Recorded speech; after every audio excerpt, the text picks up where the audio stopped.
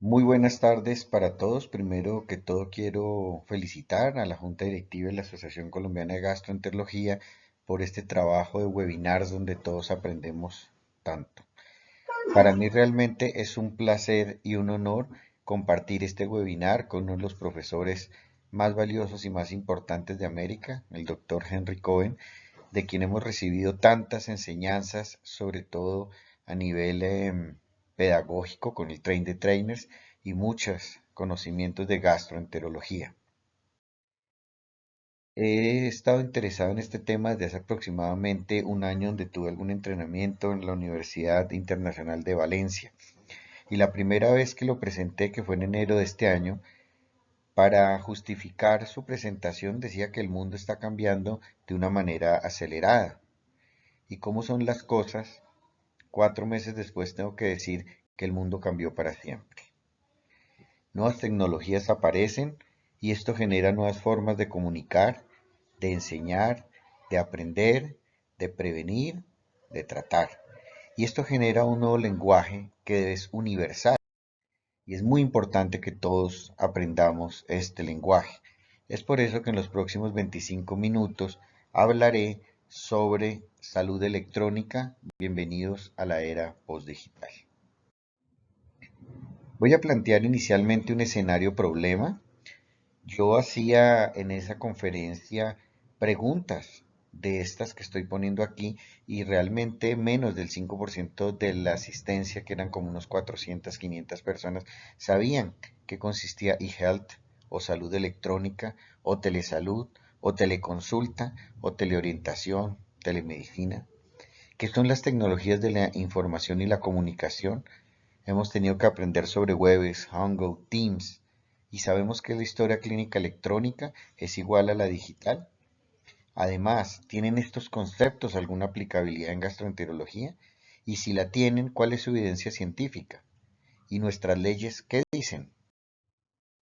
Estos son los objetivos de la conferencia: definir salud electrónica o e-health o salud digital, evaluar y conocer, transmitir la terminología y los tipos de salud electrónica, mostrar lo que dicen las leyes en Colombia, la aplicación que tenemos en salud digestiva y cuál es la evidencia científica disponible. Hay que empezar diciendo que hay una gran cantidad de artículos en los últimos 2 años sobre el potencial de la telemedicina y la gastroenterología no es la excepción. Este es un estudio muy interesante de finales del año pasado donde muestra que el 8% de los gastroenterólogos informaban que usaban telemedicina. Sin embargo, era la segunda subespecialidad más baja en medicina interna a utilizarla. La pregunta es, ¿por qué se han demorado tanto los gastroenterólogos? A pesar de que tienen muchas enfermedades crónicas que pudieran ser susceptibles de ser manejadas por telemedicina. Miren ustedes que hice una búsqueda en Google de la palabra telemedicina y en marzo salían 5 millones de resultados de que eran telemedicina relacionados con. Hice una hace 15 días y habían salido 2.800.000 más de búsquedas de telemedicina en Google. Igual hice con salud electrónica, había 44 millones de búsquedas hace 2 meses y hace 15 días había 374 millones de búsquedas relacionadas con salud electrónica. ¿Y esto por qué? Básicamente a que el COVID-19 nos planteó nuevas exigencias y necesidad de conocimientos acerca de esto. En cuanto a la definición de salud electrónica, hay que decir que eHealth, salud electrónica o salud digital o telesalud, que son los mismos y es importante empezar a aclarar los términos, consiste en el uso de las tecnologías de la información y la comunicación que necesitan Internet y todo esto para mejorar la gestión de la salud, sea cual sea la gestión. Pero entonces, ¿qué son las tecnologías de la información y la comunicación?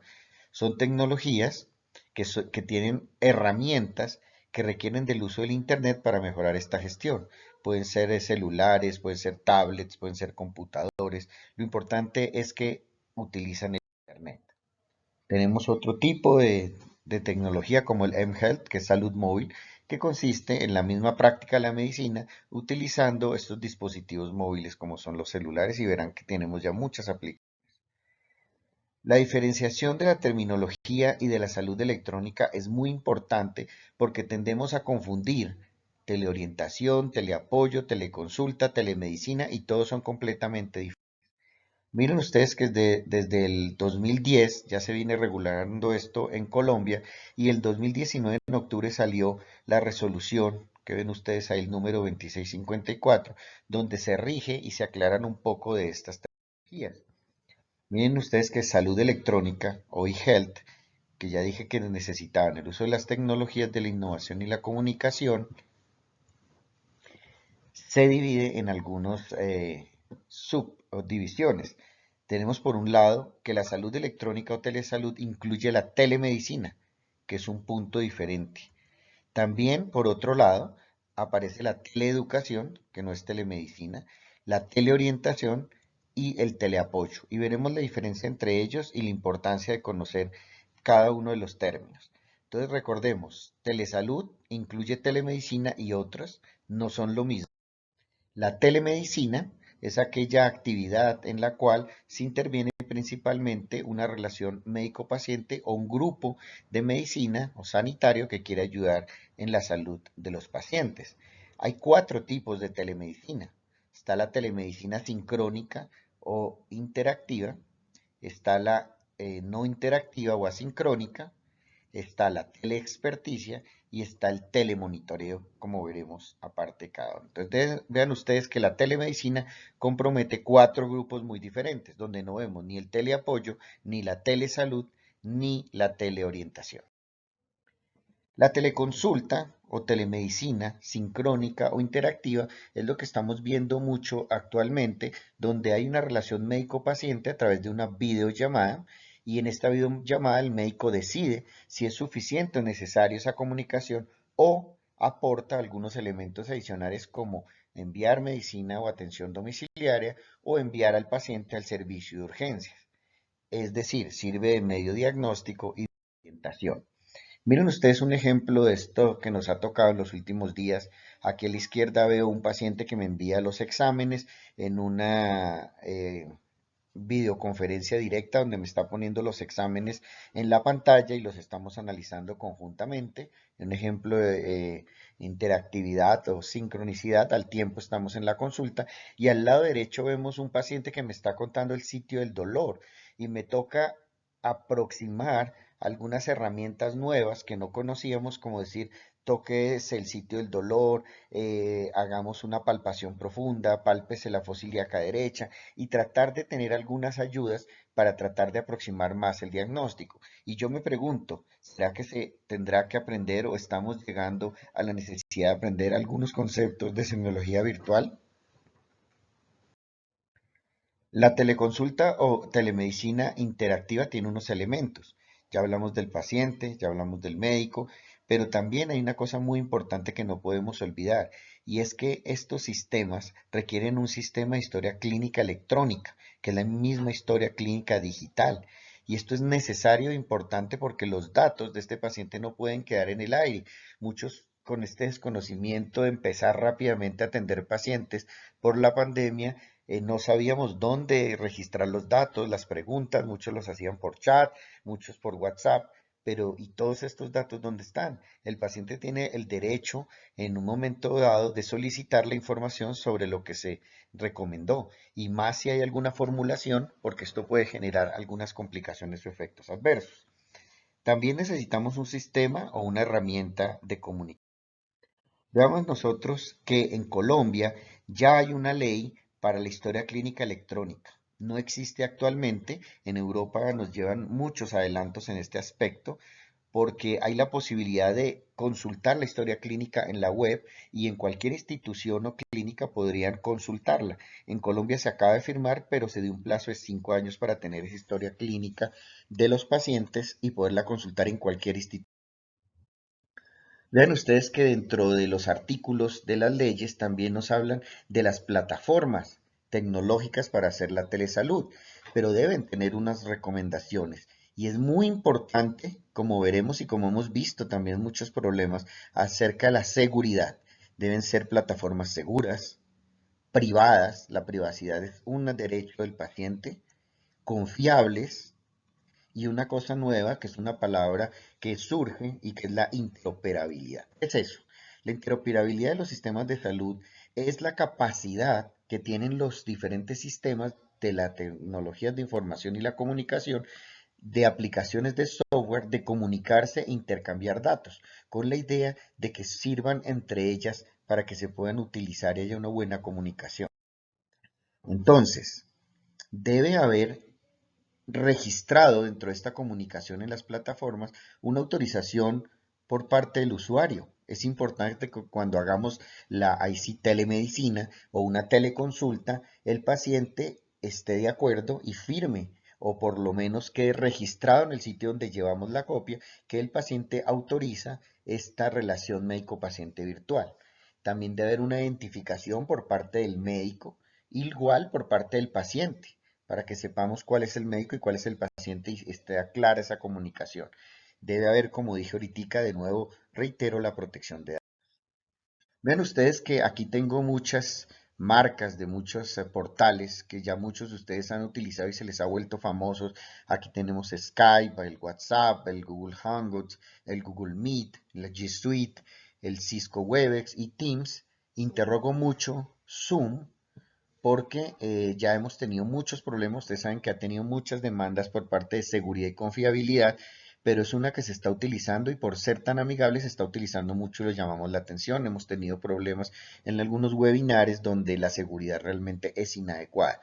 Al final, si quieren algunas preguntas, podemos hablar de esto, pero estos sistemas y estos portales no están diseñados directamente para medicina, los estamos utilizando, pero seguramente es la oportunidad y la innovación de que muchas empresas generen ciertos portales para la comunicación en la nube. Entonces, mm, otros elementos importantes es el consentimiento informado. Como les decía, el paciente tiene que consentir que haya una relación virtual de médico-paciente. Y es muy importante y es necesario tener la firma electrónica subida, sobre todo cuando se van a hacer formulaciones o recomendaciones que van a necesitar esta firma digital o electrónica para que entreguen medicamentos. El tercer punto, que ya hablamos de la sincronía y la sincronía, es la teleexperticia. La teleexperticia tiene tres elementos diferentes. Puede ser entre dos profesionales de salud, uno con algún conocimiento de una especialidad o mayor experiencia y otro con menos, que requiere una pregunta o quiere resolver algún problema médico de un paciente. Cuando es un profesional con un no profesional, un médico, por ejemplo, y una enfermera requiere alguna información o una guía de cómo seguir unos pacientes, y también la teleexperticia incluye junta médica entre varios médicos tratando de resolver un problema. Y por cuarta, de telemedicina, está el telemonitoreo. El telemonitoreo, un equipo sanitario en un hospital o en un sitio, controla y monitorea a los pacientes a domicilio. Esto ya hay mucho entrenamiento en enfermedades crónicas, diabetes, hipertensión, enfermedad inflamatoria intestinal, donde se pueden evaluar algunos elementos fisiológicos como la tensión, la frecuencia, la glucometría, inclusive formularios y cuestionarios de calidad. Entonces vean ustedes que la telesalud, que no es telemedicina porque muchos la confunden, la telesalud incluye la telemedicina, que ya les mostré que tiene cuatro elementos que no voy a repetir, pero por otro lado tiene otros tres elementos que no son telemedicina, como son la teleeducación, la teleorientación y el teleapoyo. ¿Por qué es importante conocer esto? Porque nuestras reglas y nuestras leyes dicen que la teleorientación, que es una orientación entre profesional y paciente, en este momento está legislado que no necesita habilitación. El teleapoyo, que es la comunicación de un profesional con otro, tampoco requiere habilitación. Esto es importante porque es muy probable que los que no se han habilitado estén haciendo teleorientación y esto generaría, digamos, una tranquilidad dentro de la parte de la ley, pero en poco tiempo seguramente esto será regularizado de una forma más estricta. Vean ustedes que ahora voy a hablar de algunos elementos de salud electrónica o de telesalud que no son telemedicina, como es la teleeducación.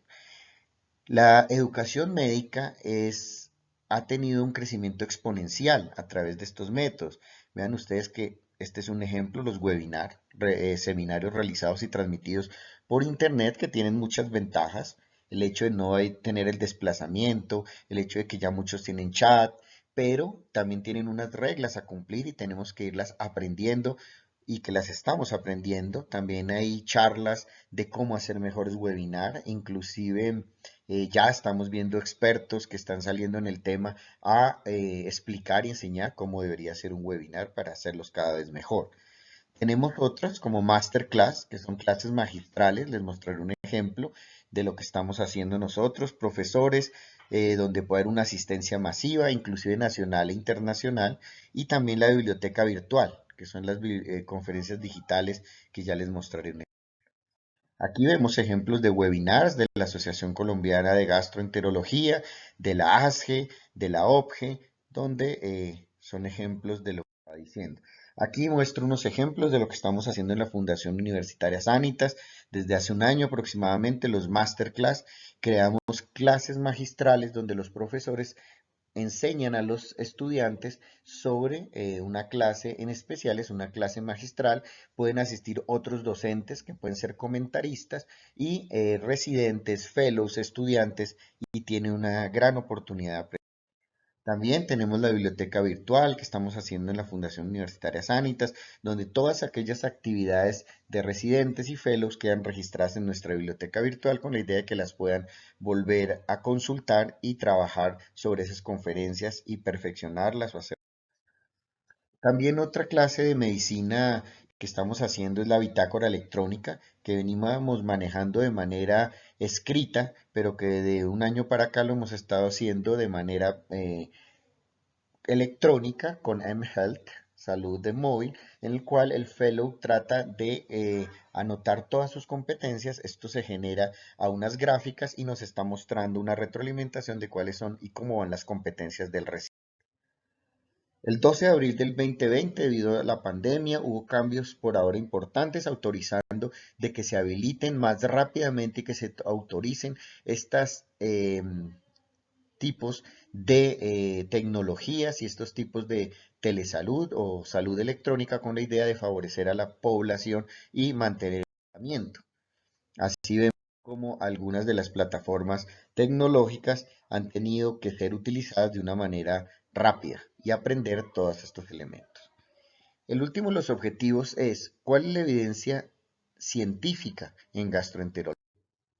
Miren ustedes que aquí hice una búsqueda sistemática de la literatura. Aquí que vemos el timeline, donde vemos la manera ascendente de publicaciones de artículos de telemedicina, telesalud y gastroenterología y endoscopia. Les traje solamente algunos de los artículos interesantes. Este es un artículo de revisión que salió publicado el año pasado, donde habla que el WhatsApp en mHealth tiene muchas potenciales para hacer telemedicina en gastroenterología, ya que podríamos ver imágenes, podríamos ver radiografías y es un intercambio interesante que puede ser tanto sincrónico como asincrónico. Entonces habla este artículo del potencial de intercambio de información virtual.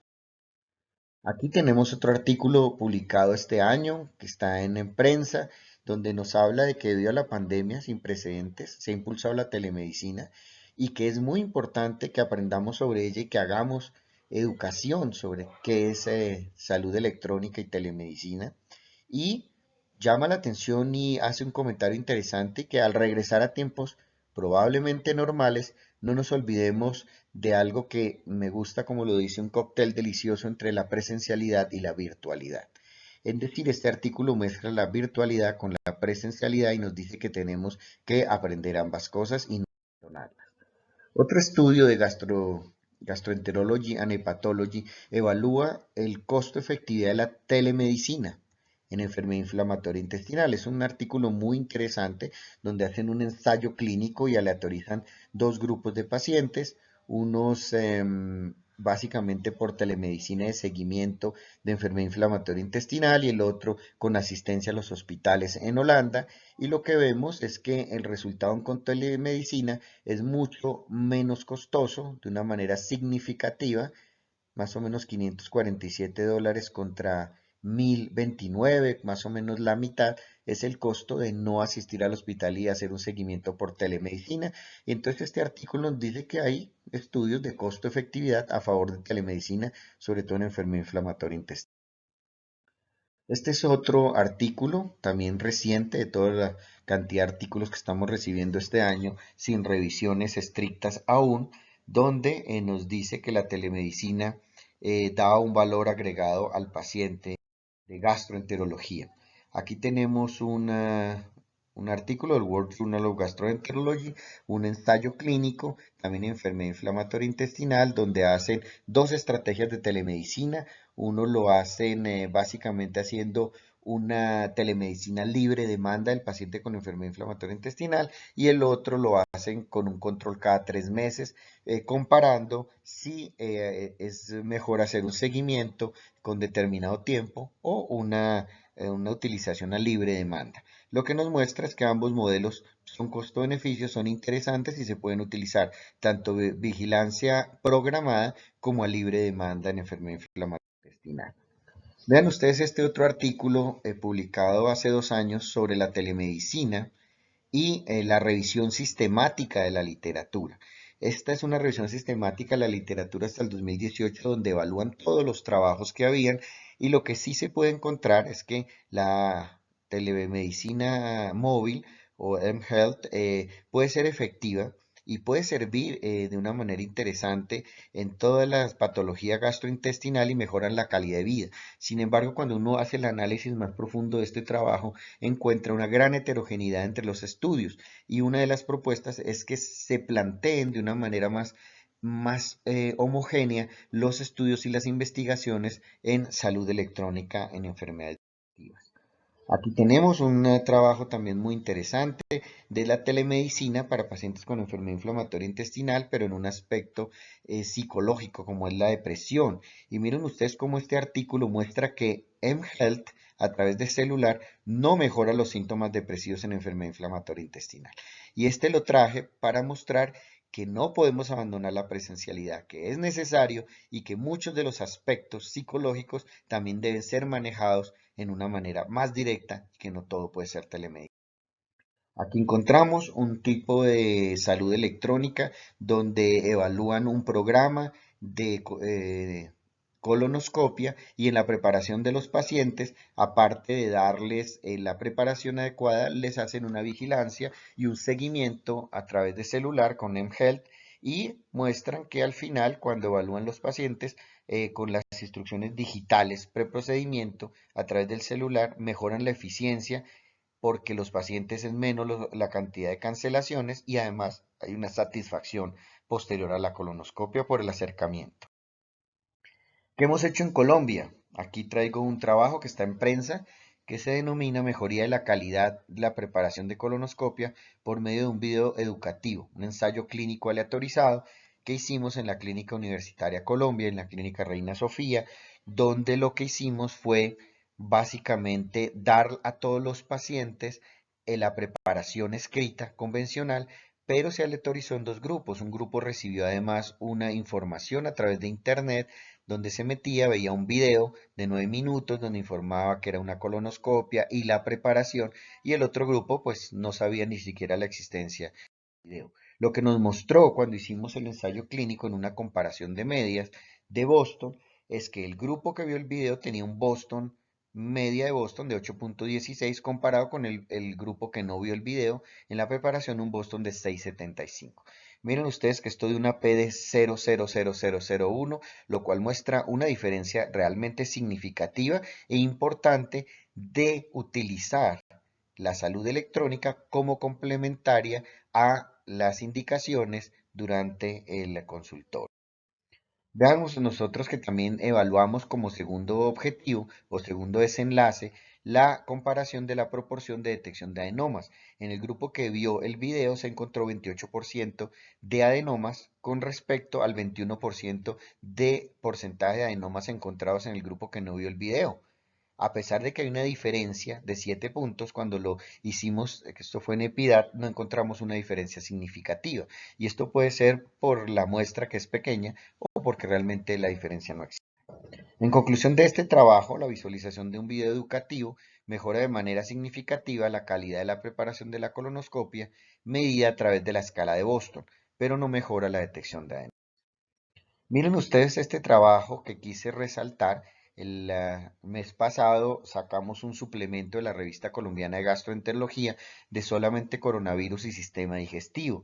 Y el doctor Ricardo Márquez, Juan Ricardo Márquez de Medellín, muestra una experiencia muy interesante en la revista donde nos muestra la experiencia que tuvieron en teleconsulta en desafíos de telemedicina y proctología, en una consulta de recto y colon y muestran toda su experiencia y además que dan un panorama nacional del uso de la teleconsulta en el país. Se los recomiendo.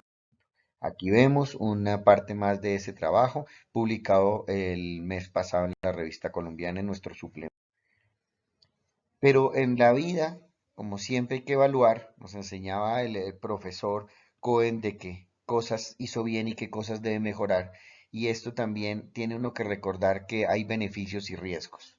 Dentro de los beneficios de la salud electrónica está la portabilidad, el hecho de que yo puedo tener mi consulta en el celular, en cualquier parte del mundo, en la zona rural, es una ventaja. La rapidez, yo puedo inmediatamente estar con mi médico en el momento que me conecto.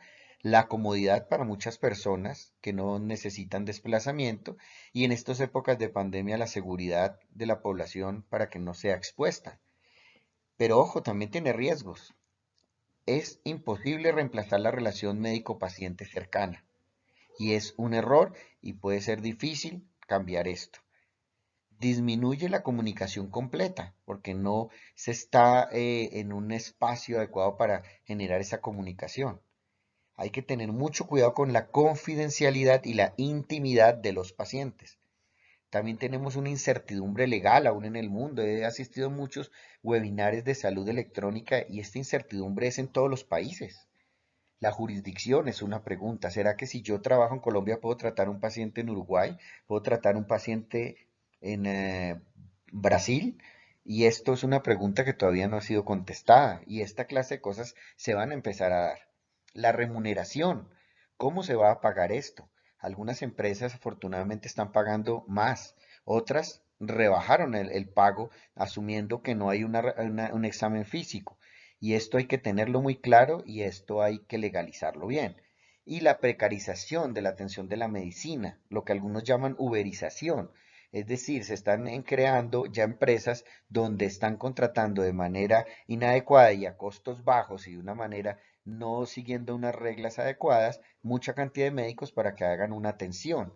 Y esto hay que regularizarlo muy bien y tenemos que tenerlo pendiente y estar claros para intervenir en los temas, sobre todo las asociaciones deben estar muy prestas a evaluar cómo debe ser este manejo con la ley y con los... Ya para llevar a casa, quiero decirles que el mundo cambió para siempre y es por esto que debemos conocer las tecnologías de la innovación y la comunicación y su funcionamiento, queramos o no.